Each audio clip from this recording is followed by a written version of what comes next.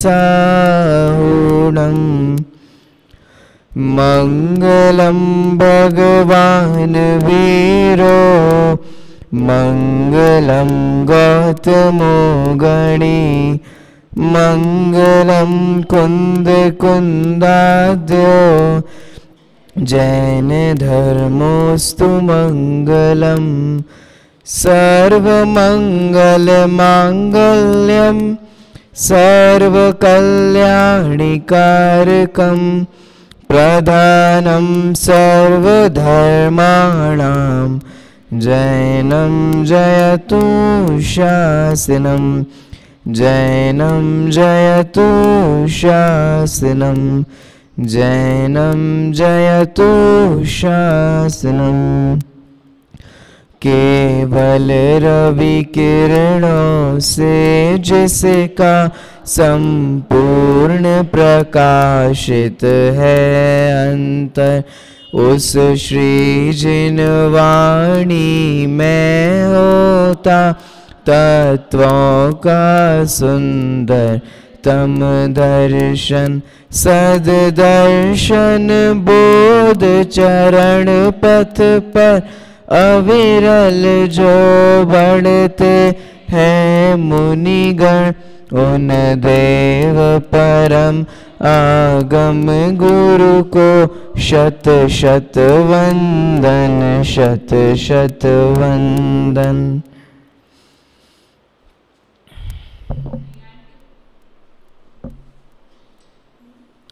श्री जुगल किशोर जी युगल द्वारा रचित देव शास्त्र गुरु पूजन, उसका यहाँ अपन विगत दिनों से अर्थ देख रहे हैं। आज अपन को चंदन का जो अष्टक है उसका अर्थ देखना है और थोड़ा सा आज अपन फास्ट चलेंगे, क्योंकि एक दिन में हमारा एक अष्टक का अर्थ हो पा रहा है।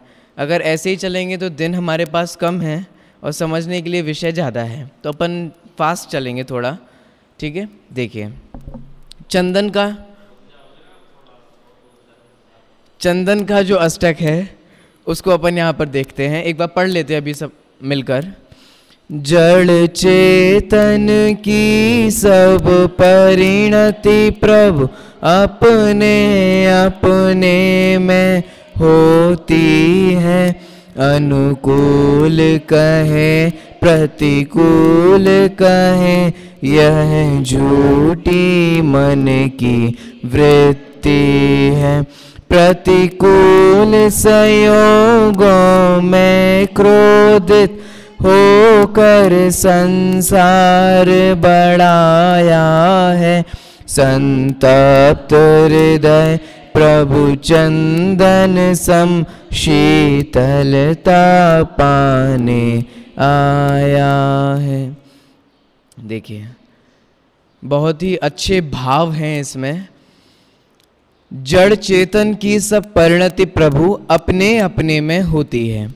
हे प्रभु, हे भगवान, हे नाथ, जड़ अर्थात अजीव, चेतन अर्थात जीव, जो लिविंग बींग्स हैं और नॉन लिविंग थिंग्स हैं, उनकी जड़ और चेतन, इन सब की परिणति के बहुत सारे अर्थ होते हैं सचमुच। तो जहाँ अलग अलग जगह जिस संदर्भ में परिणति आई, उस शब्दों के आसपास देखकर, प्रकरण को देखते हुए हमें परिणति शब्द का अर्थ करना होता है।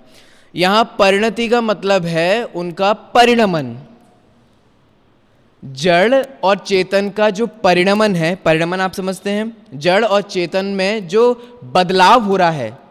देखिए, एक चीज हम ये समझें, हर वस्तु हर क्षण बदल रही है कि नहीं बदल रही है? हम भी हर समय बदल रहे हैं। दीवारें, मंदिर, ये भी हर समय बदल रहे हैं कि नहीं बदल रहे हैं? बदल रहे हैं। अगर अपन किसी अन्य मतावलंबी के पास जाएं तो वो तो कह देंगे कि इस पूरे दुनिया का जो बदलाव हो रहा है ये तो अपने से भगवान कर रहे हैं, भगवान की मर्जी के बिना पत्ता भी नहीं हिलता। ये अन्य मतावलंबियों का कहना है। और जैन धर्म क्या कहता है? कई बार दादा इसको समझाते हुए कहते हैं, अन्य मतावलंबी तो ये कहते हैं कि भगवान की मर्जी के बिना पत्ता नहीं हिलता, लेकिन जैन धर्म ये कहता है कि भगवान चाहे भी तो पत्ता नहीं हिला सकता। ये है जैन धर्म। सचमुच हम जैनियों को भी नहीं पता है कि क्या है जैन धर्म। दुनिया में जैसा भगवान का स्वरूप प्रचलित है वही कट कॉपी पेस्ट करके अपने भगवान के साथ भी जोड़ देते हैं। हे भगवान, जिस दुनिया में कहते हैं कि आप सिद्धि प्रदायक हो, तो हमने अपने भगवान के साथ भी जोड़ दिया कि आप सिद्धि आप पाप का नाश करने वाले हो, तो हमने भी अपने भगवान के साथ जोड़ दिया। हम जैन धर्म तो ये कहता है कि भगवान चाहे भी तो इस विश्व का रंच मात्र भी परिणमन नहीं कर सकते।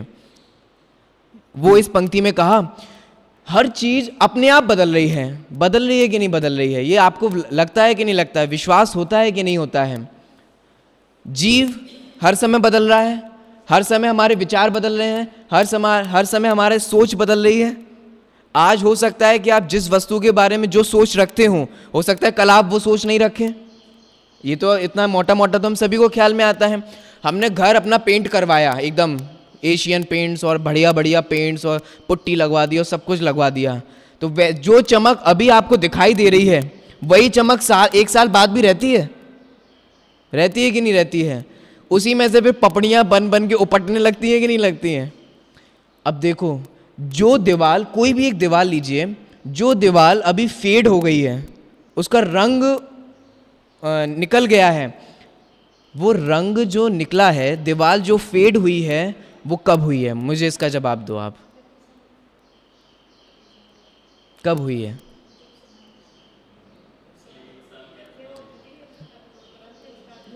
हाँ, ये जो उत्तर है वो एकदम सही उत्तर है। आपको पता है, जिस समय पेंटर ने हमारी दीवार को पेंट कर दिया, उस दीवार को पेंट कर दिया, उस सुंदर दिखने के बाद से वो हर समय क्षीण होती चली जा रही है, हर समय। देखो, इसको मैं और सरल कर देता हूँ। जैसे मान लीजिए हम 17 साल से 18 साल के हो जाते हैं, एक साल बाद तो हो ही जाते हैं ना, जब हमारा बर्थडे आता हो और फिर वो पागलों की तरह सेलिब्रेट कर, जो भी चलता हो, वो इसमें मुझे कोई टिप्पणी नहीं करनी।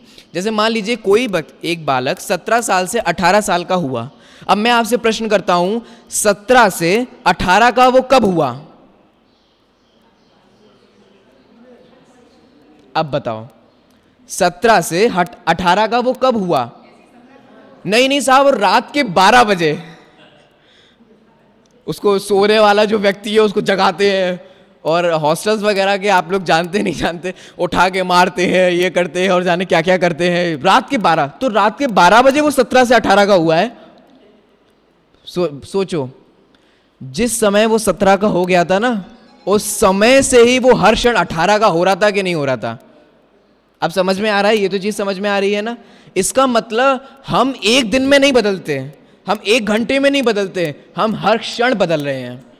ये समझ में तो आ गया ना, इतना तो क्लियर हो गया ना। हर वस्तु, हर एक ऑब्जेक्ट हर समय बदल रही है। अब देखो, अब प्रश्न तो ये है, सारी वस्तुएं हर समय बदल रही हैं, हर क्षण बदल रही हैं, लेकिन इनको बदल कौन रहा है?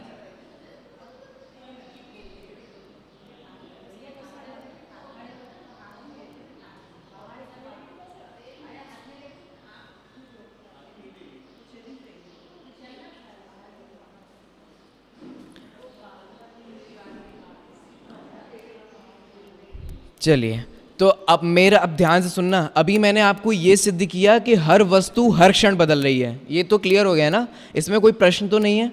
हम हर समय बदल रहे हैं, हर वस्तु हर समय बदल रही है। अब प्रश्न तो ये है कि वो बदल कैसे रही है, कौन उसका बदलाव कर रहा है? कौन बदलाव कर रहा है? साहब, भगवान की मर्जी के बिना पत्ता नहीं हिलता, भगवान चाहे तो ये नहीं हो सकता, भगवान के बिना भगवान चाहे कि आप और अच्छे हो जाओ। ये सब चीज़ें अपन बोलते हैं कि नहीं बोलते हैं? अन्य मतावलंबी तो कहते हैं कि भगवान बदल रहा है, लेकिन जैन धर्म क्या कहता है? जैन धर्म ये कहता है कि कोई भी वस्तु इतनी अपंग नहीं है कि उसे दूसरी वस्तु के परिणमन की आवश्यकता हो। अपंग का मतलब देखो, सहारे की आवश्यकता किसे होती है? बैसाखी लेके कौन चलता है? जो सक्षम हो वो, कि जिसको कमजोरी हो वो? अब समझ में आ रहा है ना? व्हील चेयर पे कौन चलता है? जो सक्षम हो वो, कि जिसके शरीर में कमजोरी हो वो। ऐसे ही वस्तु जो है वो इतनी कमजोर नहीं है कि उसे दूसरे की सहायता की आवश्यकता पड़े अपने परिणमन के लिए। ये कुछ समझ में आ रहा है? देखो मैं क्या कहना चाह रहा हूं, हर वस्तु अपने ही योग्यता से बदल रही है। फॉर एग्जाम्पल, इस जगह पे दो चीजें हैं, एक तो ये शरीर जिसे जड़ कहते हैं, और एक आत्मा जिसे चेतन कहते हैं। इस पंक्ति का अर्थ कर रहा हूं मैं जड़ चेतन की। अब सोचिए, जीव और अजीव इन दोनों का परिणमन अपनी अपनी योग्यता से हो रहा है कि नहीं हो रहा है? अभी जब तक हम लोग यंग होते हैं ना, जैसे अभी मैं चाहूं तो एक कदम कूद लूं, एक कदम चाहूं तो ऐसी लंबी लंबी जंप मारूं, ये करूं वो करूं, तो ऐसा लगता है कि हम ही तो कर रहे हैं। लेकिन जैसे जैसे ये बुढ़ापा आने लग जाता है ना, जैसे हम जमीन से कुर्सियों पे बैठने लग जाते हैं, तब हमें समझ में आने लग जाता है कि शरीर का परिणाम तो शरीर के अनुसार हो रहा है। आपको पता है, मैं एक उदाहरण से इसको समझा देता हूँ। एक बार क्या हुआ, सन्मति संदेश पहले एक छपती थी, उसमें एक कहानी आई थी, वो मैं आपको कहानी बताता हूँ। एक बार क्या हुआ, एक गांव में 10 लोगों ने रात्रि भोजन किया। उन 10 लोगों ने जब रात्रि भोजन किया तो उस रात्रि में मरा हुआ सर्प भोजन में आ गया था, क्योंकि पहले ना तो इतनी फैसिलिटीज़ थी, ना इतना प्रकाश था, ऐसे भगवान भरोसे लोग बना देते थे और खा लेते थे। तो जब 10 लोगों ने वो भोजन किया तो 10 में से 9 लोग तत्काल मर गए। घर अपने अपने घर गए, और थोड़े थोड़े समय बाद जैसे उनको पता चला कि हमने ऐसा भोजन कर लिया है, भोजन में सांप था, तो वे 9 लोग तत्काल मर गए। वो एक व्यक्ति जो बच गया था, वो 4-5 साल बाद उस जगह पे दोबारा आया। तो जिसने वो रात्रि भोजन का निमंत्रण और आमंत्रण दिया था ना, वो व्यक्ति देख के चौंक जाता है, भाई साहब आप जिंदा हैं? बाकी के जो 9 लोग थे वे तो मर गए। अच्छा अच्छा, क्यों क्यों किस लिए मर गए? अरे साहब वो तो रात्रि भोजन किया था और उसमें मरा हुआ सांप था, और उस जहर के प्रभाव से सब मर गए। ये सुनने मात्र से वो व्यक्ति भी मर गया। अब सोचो, व्यक्ति जहर से, ये तो हम सभी जानते हैं ना, ये तो साइंस बोलती है, विज्ञान बोलता है कि सांप के डसने से जितने लोग नहीं मरते, जितने लोग इस सोचने के कारण से मर जाते हैं कि मेरे को सांप ने डस लिया। ये तो समझ में आ रहा है कि नहीं आ रहा है? इतना तो ये तो हम सभी जानते हैं। अब मैं आपसे पता एक प्रश्न करना चाह रहा हूं, ये मैंने क्यों बताया? इससे मैं ये सिद्ध करना चाहता हूं कि शरीर का परिणमन शरीर के अनुसार होता है। अगर जहर से मृत्यु होती तो व्यक्ति की तत्काल मृत्यु हो जाती है, लेकिन जहर से मृत्यु नहीं हुई। जहर तो कदाचित शरीर में था नहीं, लेकिन उसके सोच के प्रभाव से शरीर में ही वो जहर बन गया कि नहीं बन गया? ये क्या कह रहा हूं, आपको समझ में आया मैंने क्या कह दिया? इसका मतलब ये शरीर जहर बनाने के लिए किसी और की आवश्यकता नहीं है। आपको पता है, इलाज के लिए भी किसी और की आवश्यकता नहीं है। देखो मैं इसको सिद्ध करता हूं। हम लोगों को चोटें लग जाती है ना, कई बार आप लोग रसोई घर में काम करते हैं तो कदाचित कट वगैरह जाते होंगे या ऐसे छिल वगैरह जाते होंगे। तो हम जब छिल जाते हैं तो छिलने के बाद उसमें एक कुछ दिनों बाद आप देखते होंगे तो पपड़ी बन जाती है कि नहीं बन जाती है?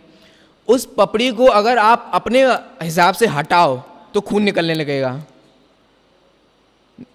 और आप उसका ध्यान छोड़ दो और कुछ दिनों बाद आप देखोगे तो रात में आप सो रहे थे और वो सोते सोते में ही अपने आप हट गई, और जब आप उसको देखते हो तो उसमें से एक नई खाल आ जाती है। ये होता है कि नहीं होता है? इसका मतलब देखो क्या कहना चाह रहे हैं, इस शरीर में स्वयं ही हील करने की पावर है कि नहीं है? अपने आप को ही। जैसे कभी अपन स्लिप वगैरह हो जाते हैं ना, तो सूजन आ जाती है। सूजन का मतलब समझते हो क्या होता है? सूज जाता है, कई बार कोई चीज़ सूज जाती है। सूज जाने का मतलब ये होता है, जैसे मान लीजिए फॉर एग्जाम्पल कि ये कोई भारत हो और भारत में यहाँ पाकिस्तान से आक्रमण हो रहा हो, तो सारी भारतीय सेना कहाँ जाएगी? बॉर्डर पे जाएगी कि नहीं जाएगी? ये तो सबको समझ में आ रहा है। ऐसे ही जब बॉडी में कुछ भी होता है, शरीर में कुछ भी होता है, तो बॉडी के जितने भी सेल्स होते हैं, टिश्यूज होते हैं, वे सारे कहाँ चले जाते हैं? वो उस जगह को हील करने के लिए चले जाते हैं। जब सारी जगह एक जगह पे आ जाएंगे तो वो सूजेगा कि नहीं सूजेगा?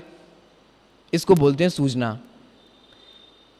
मैं क्या कहना चाहता हूँ, हमारे वैज्ञानिकों ने ये सिद्ध करके दिखाया है। ऐसी कई घटनाएं सुनने में आती हैं कि एक व्यक्ति मरीज था, ठीक है, पेशेंट था, उसको सिर्फ और सिर्फ दवाई के नाम पे पानी दे रहे थे, सिर्फ कुछ नहीं दे रहे थे, और उसको कह रहे थे कि आपकी दवाई और इससे ठीक हो जाओगे, और ये बहुत है, 4-5 ठीक हो गए, अब आप भी ठीक हो जाओगे, और ऐसे कह के उसको पानी दे रहे थे। और जब पता चलता है तो वो व्यक्ति स्वयं स्वस्थ हो जाता है।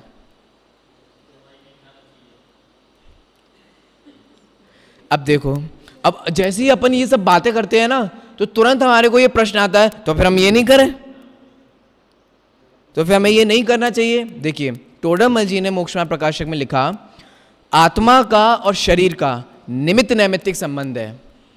मैं आपको यह सिद्ध कर रहा हूं कि दवाई से स्वस्थ नहीं होते हैं।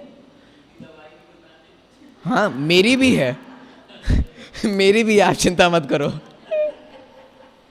लेकिन मैं तो आपसे क्या कह रहा हूं, क्या दवाई खाने से स्वस्थ होते हैं? मैंने खुद, आप लोग भी देखना, हमारे जसवंत, मैं जहाँ का हूँ ना, जसवंत नगर का, तो वहाँ एक दादी थी, तो वो थोड़ी वृद्ध हो गई, बीमार हो गई, मंदिर आदि के दर्शन नहीं कर सकती थी, तो वो मुझे अपने घर पे बुलाती थी ताकि मैं कुछ देर उनको धर्मोपदेश दूं और उनके परिणाम ठीक हों, वेद विज्ञान वो कर सकें, शरीर से वेद विज्ञान कर सकें।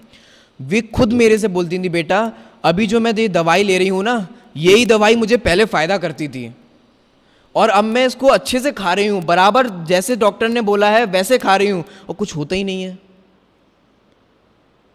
आप गारंटी से कह सकते हो कि ये जो दवाई है वो सभी को स्वस्थ करेगी और हर समय स्वस्थ करेगी? बोलो, ये गारंटी से कहा जा सकता है? एक ही दवाई वो हमें लग जाती है, कई बार वही दवाई खाते हैं तो हमें नहीं स्वस्थ होता। एक ही दवाई आपको स्वस्थ बनने में निमित्त बनती है, दूसरे को देते हैं तो वो स्वस्थ बनने में निमित्त नहीं बनती। इसका मतलब फॉर्मूला तो सेम है, जो भी दवाई का फॉर्मूला होता है या औषधि का होता है, जो भी होता है, फॉर्मूला तो सेम है। लेकिन शरीर में अगर उस प्रकार की स्वस्थ होने की योग्यता ना हो तो बाह्य में कितने भी निमित्त मिलाए जाएं, वे उस रूप कार्य में परिणमन नहीं कर सकते। हम दवाई आदि खाने का सिर्फ और सिर्फ एक उपाय कर सकते हैं, लेकिन हम उस दवाई से स्वस्थ हो जाएंगे, कोई गारंटी नहीं है। देखो, दो चीजें हैं। अब मैं थोड़ा और डीप में जाता हूं, ध्यान से सुनना। बराबर, बिल्कुल सही बात है। इसको और डीप में चलें। आपको पता है, आपने तो कभी पूजन और विधान किया ही नहीं, क्योंकि झूठ नहीं लग रहा आपको? सुबह सुबह तो करते ही हैं। और थोड़ा खतरनाक बात बोलूं, आप पानी छान ही नहीं सकते। छान सकते हो? क्या कह रहा हूं मैं? आप पानी छान सकते हो? आप पानी के जीव को, और खतरनाक बात बोल रहा हूं मैं ध्यान से सुनना, पूरा सुन लेना, लेकिन बस, आप पानी के जीवों को बचा ही नहीं सकते। ये बात आपने बढ़िया बता दी। हम तो वैसे ही स्वच्छंद होने वाले थे, हमें तो ये सब चीजें और अच्छी लगती है। आप तो ऐसी ऐसी बातें बताओ तो हमें बहुत अच्छा लगता है। और एक बात बताऊं, आप रात्रि भोजन कर ही नहीं सकते। रात्रि भोजन के माध्यम से जीव की जो हिंसा होती है वो आपने कभी की ही नहीं। किसी बातें लग रही है, उसे नहीं लग रही? क्या बात कर रहे हो? अब देखो, सुनना, पूरी बात सुन लेना मेरी। हम पानी के जीवों को बचा नहीं सकते, यह सिद्धांत, लेकिन हम पानी के जीवों के बचाने का भाव कर सकते हैं। कुछ समझ में आ रहा है मैं क्या कह रहा हूं? अब हर चीज पे लगा लोगे। हम रात्रि भोजन के माध्यम से जीवों की हिंसा नहीं कर सकते। उनकी हिंसा तो उनकी आयु के हिसाब से होती है। कल के प्रवचन की बात दादा ने जो कहा था, उनकी आयु तो और जीवन तो उनके आयु कर्म के अनुसार होता है, लेकिन हम उनको बचाने का भाव कर सकते हैं। हम पूजन तो कभी कर ही नहीं सकते, हम पूजन करने का सिर्फ और सिर्फ भाव करते हैं। देखो, बहुत खतरनाक बात कह रहा हूँ। एक बात सुनना, मैं अभी आप लोग स्वाध्याय वाली हो ना, इसलिए मैं आपको थोड़ा सा डिटेल में जा रहा हूँ, आप लोग को कुछ नया मिले। ये बात कहीं सुनने को दुर्लभ है, सुनना ये सब बात। सब तो यही कहेंगे कि आप ये मत करो, ये मत करो, ये मत करो, ये मत करो। ये कर ही नहीं सकते, ये कोई नहीं कहेगा। मैं तो आपको ये कह रहा हूं कि आप पानी के जीवों को बचा नहीं सकते। ये तो ठीक है, हम नहीं बचाएंगे। हमें तो पानी के जीवों को बचाने के भाव से पुण्य बनता है और पानी के जीवों को नहीं बचाने के भाव से पाप बनता है। अब अगर तुम कहोगे ना कि हम तो नहीं बचाएंगे, तो ठीक है, मत बचाओ। बचा तो तुम वैसे नहीं सकते थे, लेकिन नहीं बचाने का जो तुम्हें भाव भी नहीं आ रहा है ना, इससे तुम्हें पाप बंद होगा। इसको देखो और सरल कर देता हूं। अब ये पानी के जीव, आलू के जीव तो हमें दिखते नहीं हैं, मति ज्ञान और शुद्ध ज्ञान के गम में नहीं है। चींटी, आप चींटी को बचा सकते हो? आराम से सोचो, चींटी को बचा सकते हैं अपन? क्यों कई बार ऐसा नहीं होता कि अपन किसी चींटी को बचाना चाह रहे हो, वो कता जाने क्या हो जाता है, मर जाती है? नहीं होता। ये तो कितनी प्रैक्टिकल लेवल की बात है। बचाने का भाव, जैसे अपने कपड़े पे ही हो तो अपन बहुत मामूली से ऐसे करते भी हैं, और ना जाने वो अपना टच से भी, और ये तो दैनिक क्रिया, आप पोंछा लगा रहे हैं, झाड़ू लगा रहे हैं, आप ध्यान दे सकते हैं, लेकिन बचाने का करते हुए भी कई बार। अब मैं क्या कहना चाह रहा हूं, बोलो, आपने बचाई कि नहीं बचाई? आप बचा सकते हो कि नहीं बचा सकते हो? आप सिर्फ बचाने का भाव कर सकते हो। और हमें फल किसका मिलता है पता है? हमें बचाने और नहीं बचाने का फल नहीं मिलता, क्योंकि जैन धर्म तो इसका नाम है कि जड़ चेतन की परिणति सब अपने अपने में होती है। एक बात बताओ, मैं अपनी आयु से जीवित हूं, चींटी अपनी आयु से जीवित है, मैं उसको आयु दे सकता हूं अपनी? मैं उसकी आयु ले सकता हूं? इसका मतलब ना तो मैं उसको जीवित रख सकता हूं और ना ही मैं उसको मार सकता हूं। मैं क्या कर सकता हूं? मैं सिर्फ जीव को बचाने का भाव कर सकता हूं, और मैं सिर्फ जीव को मारने का, दुनिया में भी जो देखने में आता है कि इनने इनको मार दिया, इनने उनको मार दिया, ये सब उपचार के कथन है। कई बार देखने में आता है कि जिसका आयु शेष हो तो भयंकर से भयंकर एक्सीडेंट हो जाए तो भी बच जाता है, और जिसके आयु शेष नहीं हो वो हल्के से भी स्लिप हो और चल बसता है। ये समझ में आता है कि नहीं आता है?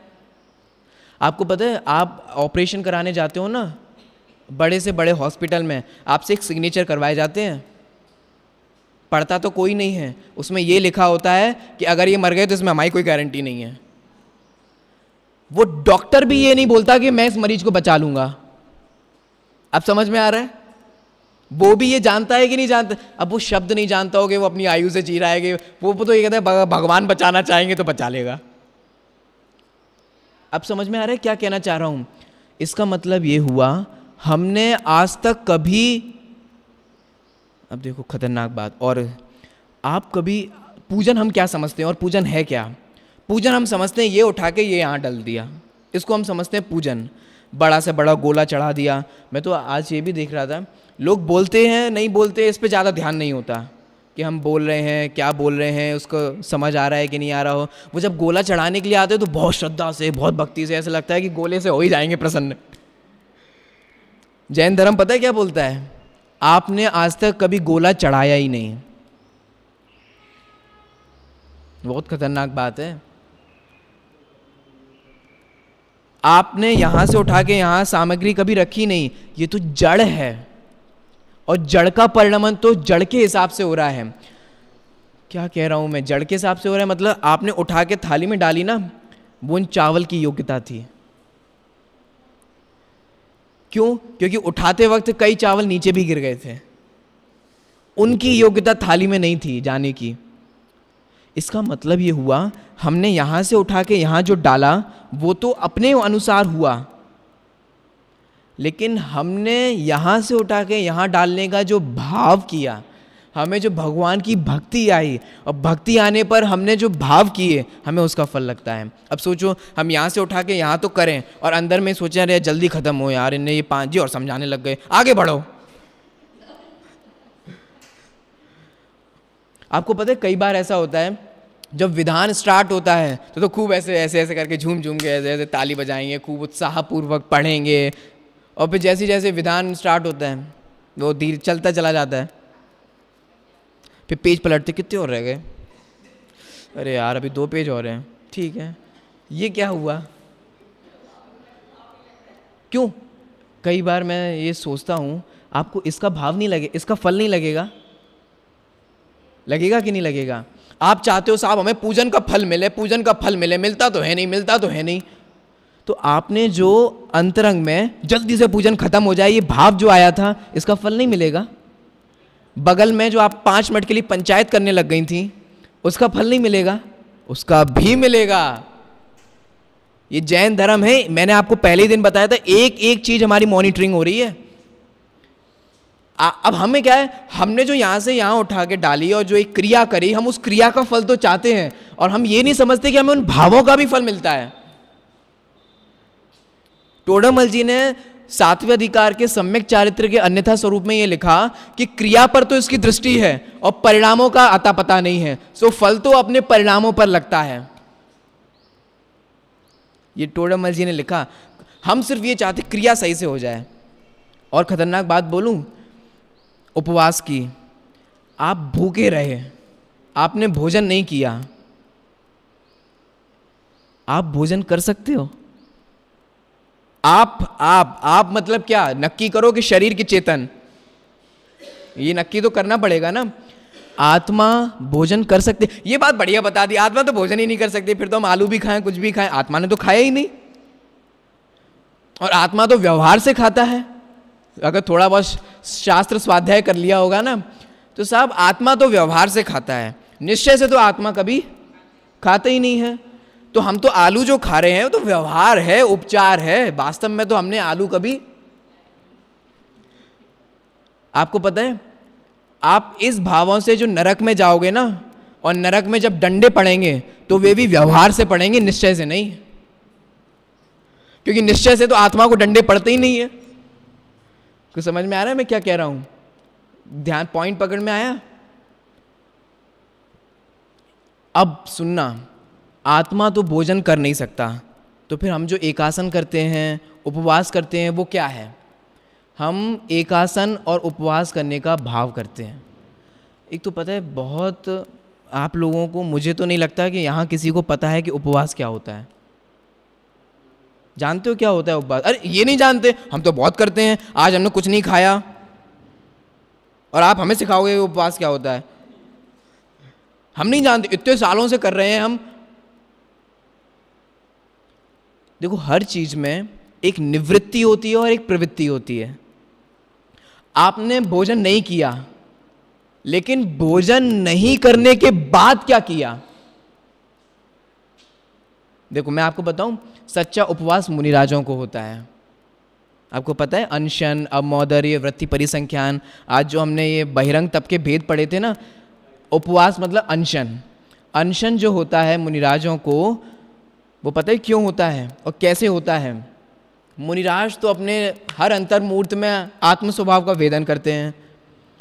जब मुनिराज को ऐसा लगता है कि आज इस शरीर की स्थिति बिना आहार के भी चल सकती है, तो फिर मैं क्यों जाऊं नगर में और फिर भ्रमण करूं और फिर आहार करूं? इसमें इतना समय बर्बाद नहीं करना चाहिए। कुछ समझ में आ रहा है मैं क्या कह रहा हूं? जब मुनिराज को ऐसा, देखो प्रैक्टिकल लेवल की बात कर रहा हूं, ये आप यही कहते रहते हो कि उपवास करो उपवास करो, लेकिन कैसे होता है उपवास? मुनिराज तो ये सोचते हैं कि मैं यहाँ से नगर जाऊँगा, प्रतिज्ञा लूँगा, फिर नगर जाऊँगा, फिर नगर में मुझे कहाँ किधर कितनी दूर पे आहार मिलेगा, फिर भोजन करूँगा, फिर भोजन करने में समय लगेगा। इतना समय में अपनी आराधना से कटेगा कि नहीं कटेगा भोजन का समय?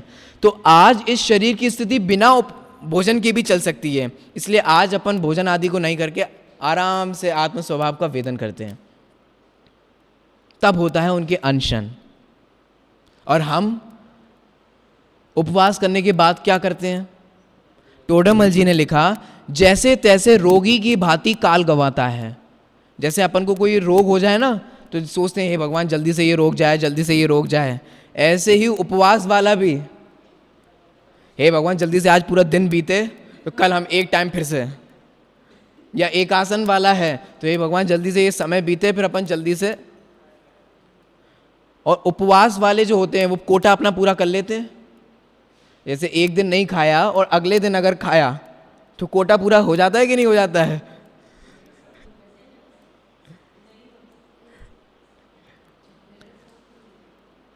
अब देखो बहुत अच्छी बात है, लेकिन उपवास और एकासन के बाद हम करते क्या हैं, इस पे हमारी दृष्टि होनी चाहिए। आपको पता है कई लोग जो एकासन और उपवास करते हैं वो टीवी देखने बैठ जाते हैं। ये मैं अपनी बात नहीं बोल रहा, टोडामल जी ने लिखा, टीवी की बात नहीं लिखा, पंचेंद्रिय के विषयों में प्रवृत्ति करने लग जाता है, जुआ खेलने लग जाता है कि आओ साहब अपन बैठ लें, टाइम पास कर लें, चलो आओ अपन लूडो खेल लें, तब तक आज जुआ है, आज अपना उपवास है, क्या करें, स्वाध्याय में तो मन लगता नहीं है। सुगंध दशमी की कथा भी आप लोगों को पता है कि क्या किस लिए होता है, क्या होता है। अब देखो मैं जल्दी से इसको समाप्त करता हूँ। भोजन तो आत्मा कर नहीं सकता, लेकिन हमने भोजन तो नहीं किया, लेकिन भोजन के बाद क्या किया, हमने मुनिराजों को देखा कि मुनिराज भोजन नहीं किया, बस इतना देखा, बाद में ये नहीं देखा कि मुनिराज ने भोजन नहीं करके क्या किया, वो नहीं देखा। तो हम भी सोचते हैं अच्छा इसमें धर्म है, तो हम भी भूखे रह जाते हैं और सोचते हैं बहुत बड़े धर्मात्मा हैं, और जो खाना खाता है उसको अधर्मात्मा समझते हैं कि तुम तो पापी हो, दोनों टाइम खाते हो, ये हो। इसका मतलब ये हुआ भाव, हमें जो फल लगता है वो भोजन करने और नहीं करने का नहीं लगता है। भोजन पता है आपने क्यों नहीं किया, क्योंकि भोजन इसलिए नहीं है क्योंकि भोजन बनाना पड़ेगा, बनाने के बाद खाना पड़ेगा, खाने के बाद समय व्यतीत होगा। इतना समय भी हम पर्वों के दिन में क्यों व्यतीत करें? जितने समय में हम भोजन बनाएंगे, जितने समय में हम भोजन खाएंगे, उतने समय में हम कोई 2 नई बातें नहीं सीख जाएंगे स्वाध्याय करके, जिनवाणी का अध्ययन करके। इसलिए उपवास किया जाता है। तो देखो मैं तो आपसे कहता हूँ उपवास कीजिए, एकासन कीजिए शक्ति और सामर्थ्य के अनुसार, लेकिन ध्यान हमारा सिर्फ वहीं होता है। एकासन और उपवास के बाद क्या करना है? हाँ, आहार विषय कषाय त्यागो यत्र विधीयते। आहार का त्याग होना चाहिए, विषय का त्याग होना चाहिए और कषायों का त्याग होना चाहिए। और हम आहार का त्याग कर देते हैं और कषायों का लेवल, हमने तो दिन भर से कुछ नहीं खाया, तुमने तो दोनों बार खाया, हमसे क्यों बोलते हो? जैसे मान लो कोई उपवास करने वाला हो और उससे अपन कहते हैं कि भैया ये पुस्तक उठा देना या ये कोई काम कर देना, हैं उनसे कहीं नहीं बोल रहे, इन्हें दोनों टाइम खाया, हम तो सुबह से उपवास हैं, सब हम पे हमारे पीछे ही पड़े रहते हैं। ये तो कषाय का लेवल क्या रहा आपके? आपने उपवास किया, आप धर्म बोलते हो, धर्म करने से कषाय बढ़ती हैं कि घटती हैं? तो आहार का भी त्याग होना चाहिए, विषयों का मतलब धर्म में परिणति होनी चाहिए और कषायों का होना चाहिए त्याग, तब वो कहलाता है उपवास, तब वो कहलाता है अनशन। ये है सच्चा अनशन। भूखे रह जाना ये कोई सचमुच उपवास नहीं है। भूखे तो आज भारत में कितने सारे लोग हैं। रिपोर्ट के मुताबिक इंडिया में 19 करोड़ लोग ऐसे हैं जो रोज भूखे सोते हैं। तो उनको उपवास हो रहा है कि नहीं हो रहा है? अनशन हो रहा है कि नहीं हो रहा है? तप हो रहा है कि नहीं हो रहा है? इसका मतलब भूखे रहने का नाम, अब समझ में आ गया ना? मैंने बहुत कुछ समझाना चाहा। क्यों? क्योंकि भूखा रहना तो जड़ की क्रिया है और जड़ की क्रिया तो जड़ में होती है, इसमें चेतन को क्या लाभ है? अब इसको समाप्त करते हैं पहली पंक्ति को। जड़ चेतन की सब परिणति प्रभु अपने अपने में होती है। इस शरीर का परिणमन शरीर में होता है, आत्मा का परिणमन आत्मा में होता है। शरीर का परिणमन शरीर से होता है और आत्मा का परिणमन हम सिर्फ और सिर्फ विकल्प के अलावा कुछ नहीं करते। देखो हम ऐसे तो हाथ कर सकते हैं, क्या इसके उल्टा हाथ कर सकते हैं? नहीं, करके दिखाओ। अगर आत्मा कर सकता हो तो हम ऐसे उठाने का भी विकल्प करते हैं, और जितने भी हमारे हाथ पैर हिलते हैं, शरीर की क्रिया होती है, हम सिर्फ और सिर्फ उसका विकल्प करते हैं, क्रिया नहीं करते। क्योंकि शरीर की क्रिया शरीर में है और चेतन की क्रिया चेतन में है। अब सोचो आप लोग, जब मैं आपको शरीर से भेद विज्ञान करा रहा हूँ तो अन्य जो स्त्री पुत्र आदिक हैं वे, उनको परिणमन कौन करता है? बोलो। लेकिन दिक्कत पता है क्या है? जब हमारे हिसाब से होता है तो हमने किया। आज भोजन तो बहुत अच्छा था, पंडित जी हमने बनाया है, हमारे हाथों में तो जादू है, आपको पता नहीं है। और दूसरे दिन भोजन अच्छा नहीं बना, जैसे हम बना रहे थे जे इनने फोन कर दिया और इनकी वजह से हमारा ये सब खराब हो गया। ये तुरंत आरोप दूसरों पे डालने लग जाते हैं कि नहीं। मतलब अनुकूल जब संयोग होता है, अगले पंक्ति का अर्थ का, जब अनुकूल पदार्थों का परिणमन होता है तो हमें लगता है हमने किया, और जब प्रतिकूल होता है तो आप बहुत यंग दिखते हो, अरे पंडित जी आपको क्या बताएं, सुबह हम जूस लेते हैं, फिर ये एक्टिविटी करते हैं, फिर हम ऐसा करते हैं, फिर हम ये डाइट लेते हैं, शरीर को हमने ऐसे थोड़ी ना है। कुछ आ रहा है समझ में? इसका मतलब शरीर का परिणमन जब हमारे अनुसार होता है तो हमें लगता है कि हम, अच्छा ये बाल जो सफ़ेद हो रहे हैं आपने किए, अरे नहीं नहीं ये तो हो गए। शरीर में जो आपके रोग हो गया है आपने किया? बोलो कौन व्यक्ति है जो चाहता है कि मैं रोगी हूं? लेकिन रोग होता है कि नहीं होता है? अच्छा खाने के बावजूद भी रोग होता है कि नहीं होता है? इसका मतलब क्या आपको ये समझ में नहीं आता है कि शरीर की परिणति शरीर के अनुसार हो रही है?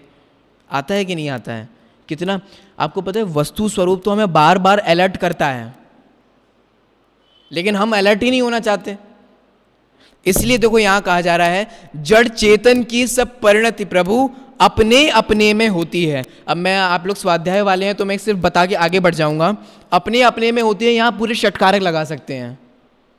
षटकारक समझते हैं आप लोग? अपने मतलब जड़ का कर्ता जड़ है, उसका कर्म जड़ है, करण संप्रदान मतलब उसी के माध्यम से होता है, उसी के द्वारा होता है, उसी में होता है। अब षटकारक पूरे लगा सकते हैं, ठीक है? अपन आगे बढ़ते हैं। अब अनुकूल कहें प्रतिकूल कहें, यह झूठी मन की वृत्ति है। हो तो क्या रहा है, इस पूरी दुनिया, पूरे व्यक्ति, पूरी वस्तुएं अपने अपने हिसाब से परिणमन कर रही हैं, लेकिन हम उनमें टैग लगाते हैं। टैग समझते हो? सील लगाते हैं, ठप्पा लगाते हैं। किसका ठप्पा लगाते हैं? अनुकूलता का और प्रतिकूलता का। अच्छा, अनुकूलता और प्रतिकूलता का और सरल भाषा में कहें तो अच्छे और बुरे का। बोलो इस दुनिया में क्या अच्छा हो रहा है और क्या बुरा हो रहा है? इस दुनिया में तो सिर्फ हो रहा है। अच्छा और बुरा तो हमारी दिमाग की उपज है। कुछ ये पॉइंट पकड़ना, वेद विज्ञान का पॉइंट है ये। आपको 24 घंटे जो वो आरी चलानी है वो इस तरीके से चलानी है। इस दुनिया में सिर्फ और सिर्फ परिणमन हो रहा है।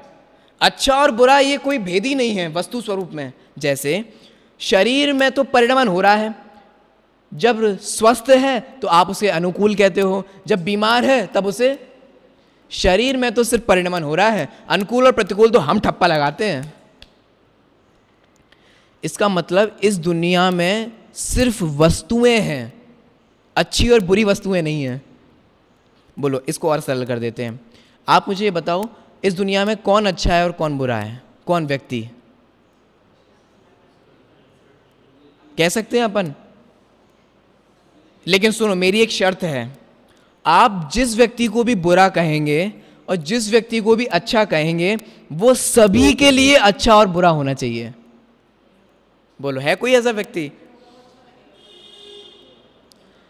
जो हमें बुरा लग रहा है वो किसी को ना किसी को तो अच्छा लग रहा है। ये तो इतना मोटा मोटा ख्याल में आता है ना। और इसको और कहें, जो व्यक्ति अभी आपको बुरा लग रहा है वो कुछ दिनों बाद अच्छा लगने लग जाता है। अब बोलो अच्छा बुरा का टैग लगा सकते हैं अपन किसी पे भी? इसका मतलब कोई भी व्यक्ति अच्छा और बुरा, कोई भी वस्तु का परिणमन अच्छा और बुरा, अच्छे और बुरा। देखो इस विश्व में तो सिर्फ परिणमन होता है हर समय। उस परिणमन को, जब वो परिणमन हमारी इच्छा के अनुसार होता है तो हम उसे अनुकूलता का नाम देते हैं, और जब वो परिणमन हमारी इच्छा के विरुद्ध होता है तो हम उसे प्रतिकूलता का नाम देते हैं। जब बेटा हमारी आज्ञा में रहता है, हम जो कह रहे हैं उस अनुसार परिणमन कर रहा है, हमारा राजा बेटा अनुकूल, हमारा बेटा है पंडित जी। अक्सर पता है क्या होता है माता पिताओं में, अगर उनके बच्चे तरक्की कर रहे होते हैं तो पिता पूरा क्रेडिट हमारा बेटा है, और अगर मान लो कि वही बेटा खराब निकल जाए, तुम्हारी परवरिश खराब है। ये होता है कि नहीं होता? कितना प्रैक्टिकल लेवल की बात है। बेटा जब तरक्की करता है तो बेटा वो हमारा हो जाता है, और जब वही बेटा हमारी इच्छा के विरुद्ध, देख लो तुम्हारे ही प्यार ने बिगाड़ा है, सब तुम्हारे ही किया धराया है। अब समझ में आ गया? इसका मतलब हाँ उल्टा हो गया। मतलब मैं कुछ भी, हाँ हाँ हाँ। अब सोचो अब कोई माँ बोले, अब देखो आपने कहा ना उल्टा हो रहा है, तो अब माँ देखो हो कुछ और रहा है, लेकिन क्रेडिट तो पिता ही लेता है लेना चाहता है। अब कोई माँ कहे, जैसे माँ को क्रेडिट मिलता है ना, अब कोई माँ कहे पंडित जी हमने इसको बड़ा किया, क्यों? अगर अपन बड़ा नहीं करते तो वो होता थोड़ी ना क्यों? होता है कि नहीं होता? अभी इस बात पे भी आते हैं। सोच, पहले मेरी बात सुनना, मैं क्या कहना चाहूँ। बड़ा किसने किया? क्यों? जंगलों में इतने सारे जो जीव होते हैं उनको बड़ा कौन करता है? आराम से सुनना आपके मैं क्या कह रहा हूँ। आपने बड़ा किया ना? हाँ साहब हमने बड़ा किया। कितने साल का कर दिया? साहब हमें बड़ा पाल पोस कर 23 साल का कर दिया। 23 साल का कर दिया? कितने साल में हमें किया? 23 साल का आपने कर दिया ना, तो कितने साल लगे आपको?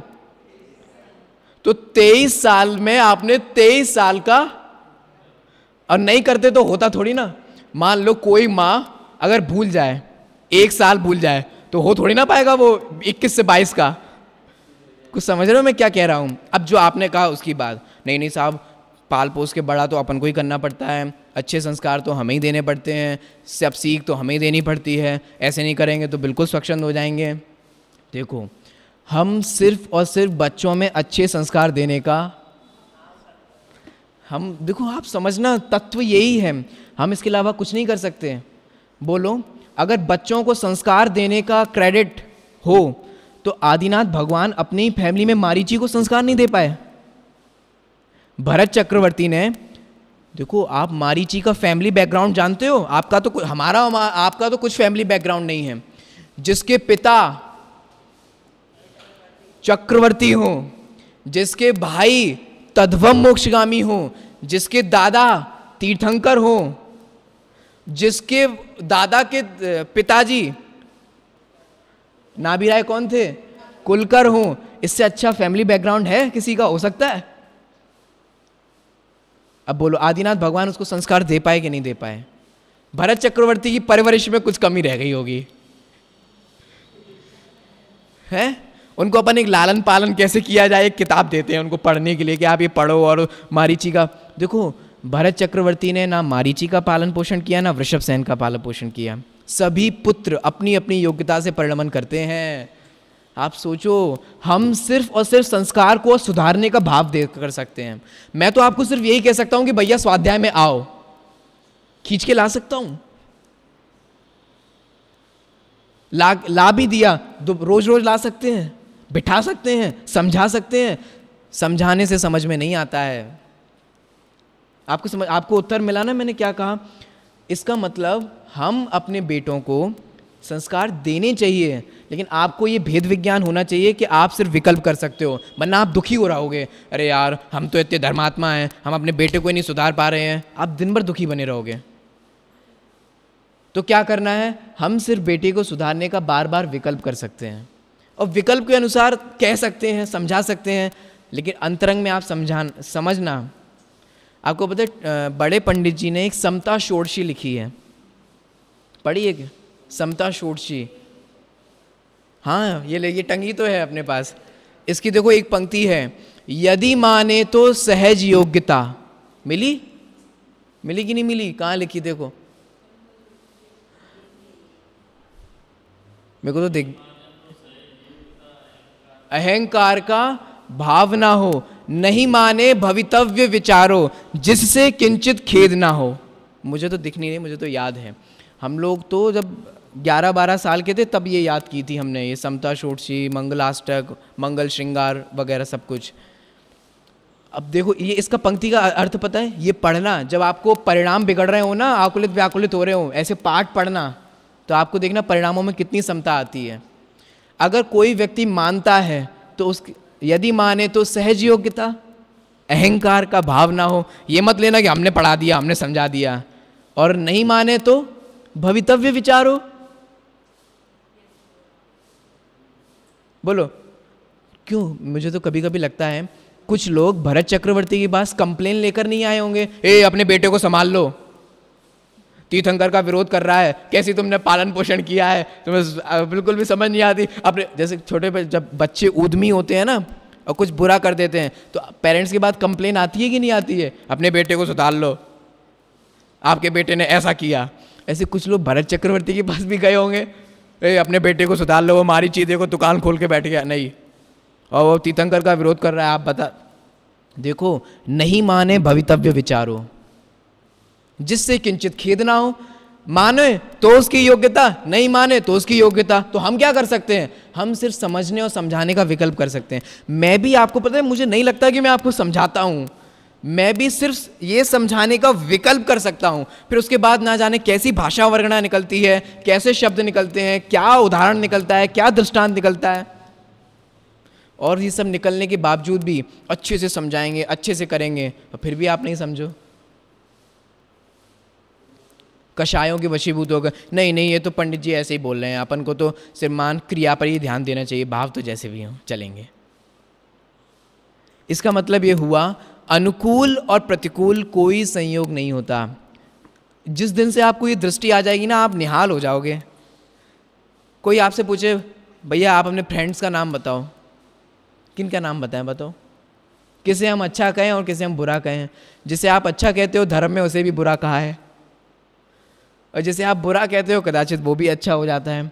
इसीलिए अच्छा और बुरा तो कोई है नहीं। आज आप एक दिन प्रैक्टिस करो, करना प्लीज़, मैं आपको रिकमेंड करता हूँ, एक प्रैक्टिस करो। क्या प्रैक्टिस करनी है, आज हम दिन भर में थोड़े ऐसे अच्छे नियम भी लो।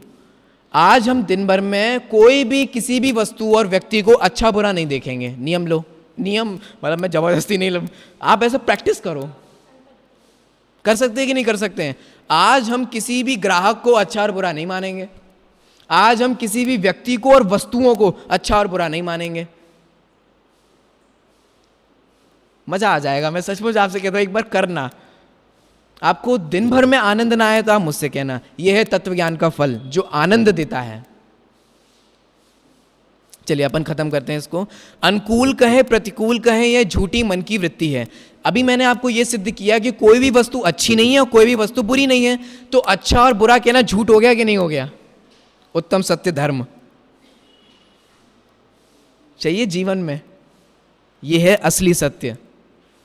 जब कोई वस्तु अच्छी नहीं है, कोई वस्तु बुरी नहीं है, तो फिर हम उसे अच्छा और बुरा कह रहे हैं, ये झूठ नहीं है?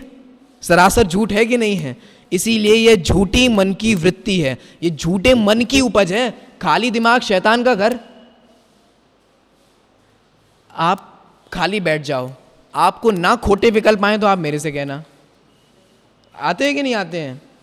इसका मतलब हमारे उपयोग को अवलंबन की आवश्यकता है, इसीलिए स्वाध्याय का विधान है। टोडरमल जी ने स्वयं सम्यक ज्ञान चंद्रिका की पीठिका में लिखा कि हमारा जो उपयोग है उसे अवलंबन चाहिए, सहारा चाहिए। क्यों? क्योंकि हम अपने उपयोग को अच्छी चीज़ों में अगर नहीं ले जाते हैं तो वो अपने आप बुरी चीज़ों में पहुंच जाता है। सोचो, अगर आप अभी यहाँ नहीं होते तो घर में क्या कर रहे होते? सोचो क्या कर रहे होते आप? यहाँ नहीं होते तो।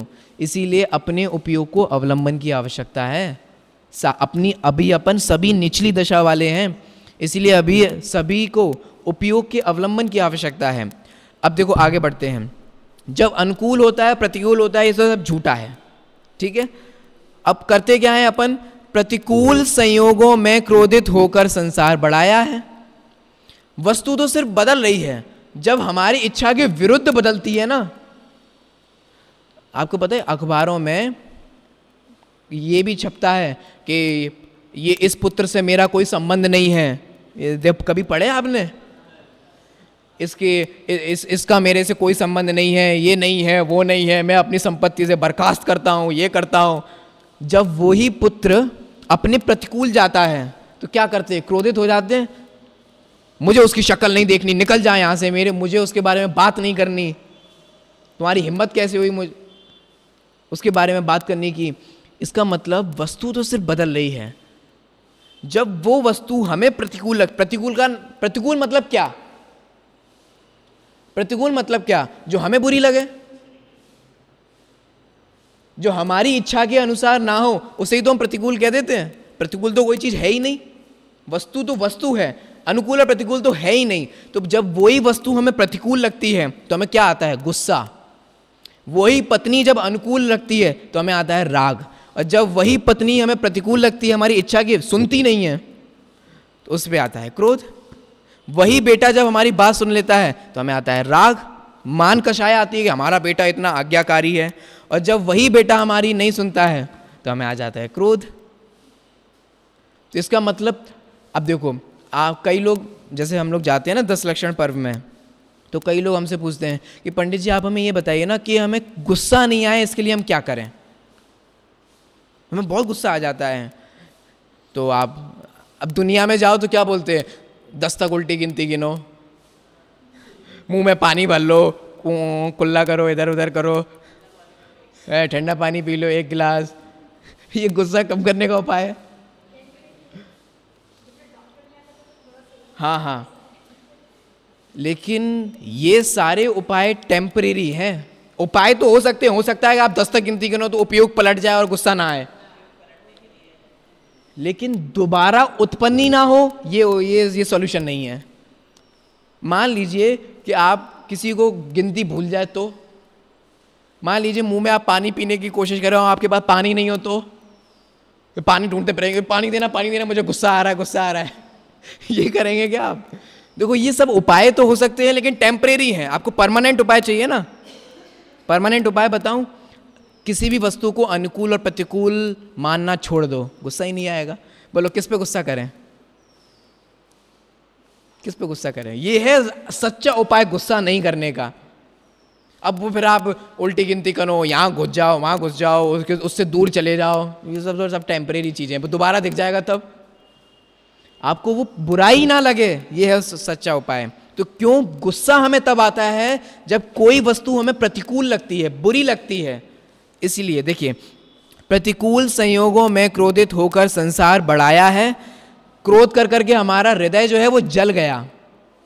इसीलिए संतप्त हृदय प्रभु, ये जो अच्छी मतलब बहुत भयंकर तरीके से जो जल गया ना हमारे हृदय क्रोध कर करके, क्रोध को अग्नि बोलते हैं। क्रोधाग्नि में मत जलो, कहते हैं कि नहीं कहते हैं? और अग्नि का काम क्या है? जलाने का है। तो इस क्रोध की अग्नि से हमारा हृदय जो है वो क्या हो गया है? जल गया है। तो हम क्या चाहते हैं? संतप्त हृदय प्रभु चंदन सम शीतलता पाने आया हूँ। जैसे जगत में चंदन को शीतलता का कारण माना जाता है, ऐसे ही भगवान मैं आपसे शीतलता पाने आया हूँ, मैं आपको शीतलता देने नहीं आया हूँ। सुबह जो मैंने कहा था, मैं भगवान के पास आकर भगवान से प्रसन्न होने की सीख लेने आया हूँ, भगवान को प्रसन्न करने नहीं आया हूँ।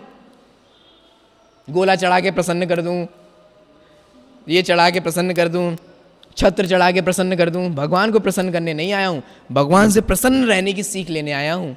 आपको इस पंक्ति का अर्थ आ गया ना ख्याल में? चलिए इसको अपन एक बार पढ़ते हैं, चारों पंक्तियों को, और फिर समाप्त करते हैं।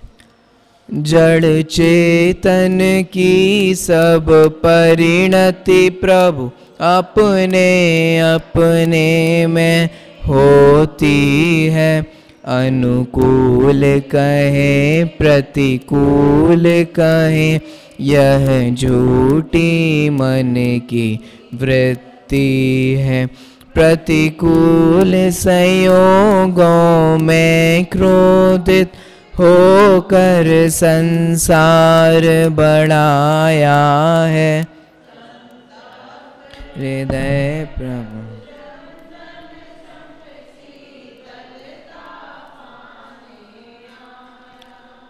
अपने विकल्पों से काम नहीं होता, इसके लिए उदाहरण दूं। क्लास के प्रथम में ही मैंने कहा था कि आज अपन ज़्यादा चर्चा करेंगे, 2-3 छंदों की चर्चा करेंगे, और मैं घर सोच के भी यही आया था, लेकिन हुआ क्या?